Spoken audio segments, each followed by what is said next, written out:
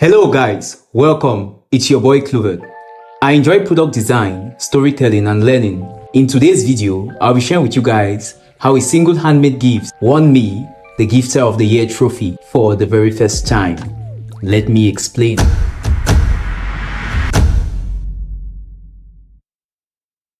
Rainbow and I have known each other since high school. We, however, only started dating in June of 2022. But you see, it's kind of complicated. Because while Rainbow is here, I am all the way over here. So we only get to meet after much careful planning and in special occasions. If you know anything about long distance relationship and their failure rates, you would know that we have had to develop mechanisms to keep us afloat. One of such is the Gifter of the Year award. Since we kicked things off in June, this award is handed out every 10th of June. Rainbow won last year. Why won't she? She basically came up with the rules.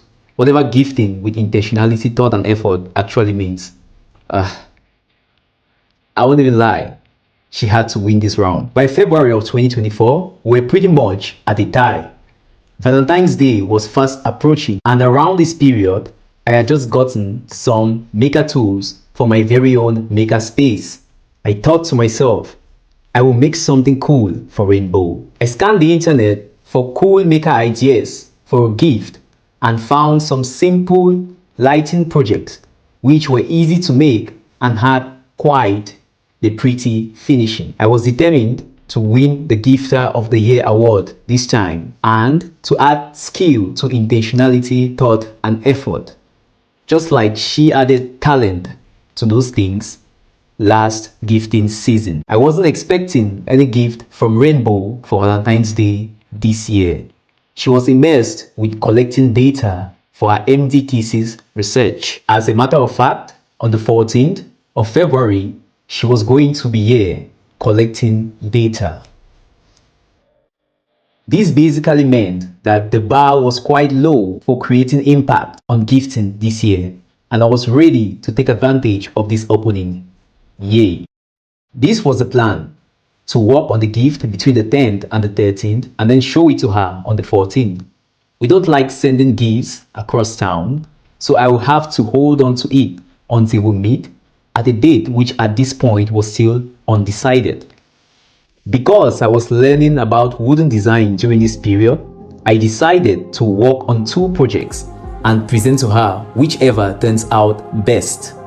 Project 1, a wooden jewelry box which looks like a book with cutout hearts for the Valentine effect. And project idea number 2, a wooden lead sign of her favorite pet name, Baby Boo. I kicked off with the jewelry box. Now, variations of this project exist with experienced woodworkers making it look easy. I was in for a shocker. But anyways, I'm getting ahead of myself. I started by making a 3D model of the box, just to be sure of what exactly I wanted it to look like when it was done. With this done, I kicked off putting it together on the 11th of February. Between working during the day and working on this in the evenings and whenever I found the time, it was pretty hectic. Even more disturbing was the fact that after spray painting and adding the Valentine's card, it didn't look good and it was already the 12th of February. I was beginning to accept this project was too challenging for the timeline I had allocated to it, and the corners I was cutting to get it done were beginning to show. By the morning of the 13th, frustration kicked in. The only way to have it look better than it did right now was to start all over, something I clearly did not have time for. I did not want to have to present the gift after Valentine's Day, but this one could not be salvaged. I did consider giving up on making a gift entirely and just get her a cute teddy bear nightstand which I saw on my way back home the day before, and attach to it a sweet note. That counts as thoughtful, right? Right? Oh well. With only one day to go, I returned to the drawing board with a second pick, the baby boo gift idea. The hardest part was cutting out the letters. When that was done, I had enough time to test the lighting with the cutouts and even with the negative spaces. It was nothing fancy, but it looked better than the box. There was no time for proper finishing nor actual filming of the process. I'm sorry about that. By the evening of the 14th, it still wasn't ready. No finishing, no colors, just light on wood. But my work had come to an end. The evening of the 14th, we picked up our phones for our routine evening conversations. She was tired, as expected. But what I did not expect was this custom-made Valentine's card she sent to me. It had so much heart and thought. I wonder when she found the time to work on it. I guess this is why I love her so much. I sent her this photo of the sign with the lights off, and it set the tone for a beautiful evening of appreciating each other's efforts.